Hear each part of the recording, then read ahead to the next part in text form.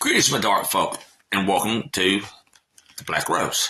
I'm going to quote a little bit from Michel Belanger's book, The Vampire Ritual book, Chapter 6, Archetype Rituals. The vampire as an archetype is a very potent tool. The history of the vampire alone ensures this. From its roots in Eastern European folklore, the vampire has influenced poetry, fiction, and film throughout Western culture. The vampires portrayed in these imaginative mediums further influenced the popular perception of the archetype to the point where the perception of a real vampire, spelled with an I, was indelibly altered in the popular imagination. The reflexivity of fiction and fact have made it nearly impossible to separate the reality of the vampire from the archetype. One feeds into the other in a loop as complicated and infinite as a Ouroboros, if I'm saying that word right. When working with the vampire archetype in mediums other than fiction or play, it is tempting to cast aside all those aspects of the vampire that seems to have developed solely in the avenues of fiction. And yet there is no denying that the fictional portrayal of vampires has left an indelible stamp on our imagination. And it is our imagination with which we guide our will in magic and ritual. Now, an archetype, according to Jungian psychology, is a set of universal symbols from the human unconsciousness. Now, some people who are born vampires, and I'm of the school that a person is born a vampire, otherwise they're not really one, no matter how they dress. Anyway, some people who are real vampires, spelled with a Y, will dress the part of the vampire, embracing the archetype of what a vampire looks like. Now, you have those who aren't real vampires in the sense of being born a vampire, therefore not spelled with a Y, but with an I, the lifestylers. A lot of them practice Wicca, paganism, ceremonial magic, chaos magic, Satanism, Luciferian. I've even run across two that practice Lovecraftian magic. Anyways, and they embrace the archetype in which they look, they enhance their own selves as lifestylers.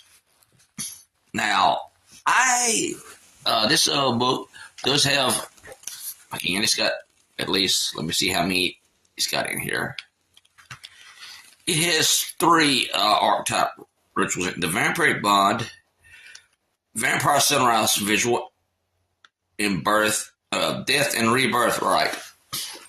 Now, I've seen people do stuff like that, ritualized, but I have not seen anybody draw anything from the Vampyre or Vampyre Mythos as far as artifacts. For instance, this sword.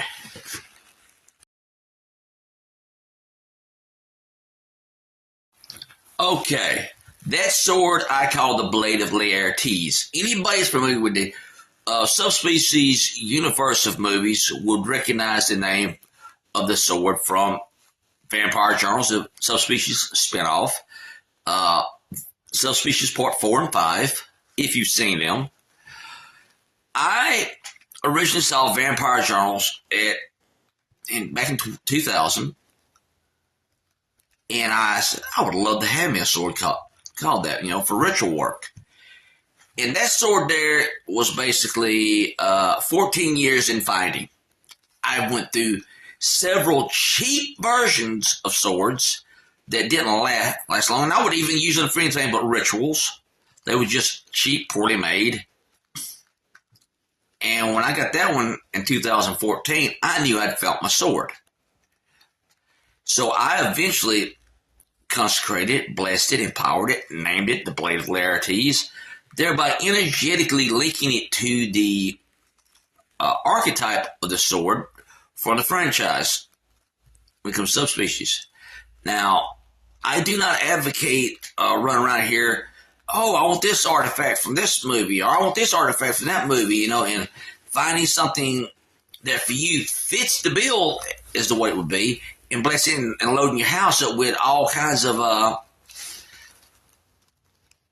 vampire archetype-based tools and regulated and stuff like that.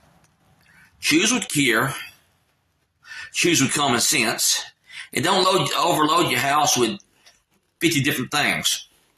I have a friend who is trying to be a Wiccan, and he thinks he has to go out and get every little ritual item from the religion. Needless to say, his house looks like a New Age store. It's like, saying handle with care. Well, in this case, choose with care. Choose what really resonates with you. If you're going to use something like a sword, as you can see, it's on my wall right now, or any other thing like that. Now, I'm not going to go into adopting the archetype of the vampire itself as part of your life, because I don't dress like that. I don't dress like the archetypal vampire that you would see in the vampire community. Just right now, it's just not my thing. I'm more interested in developing myself a small collection of ritual items drawn on archetypal things from the Vampyre Mythos. With that being said, I bid you a good day.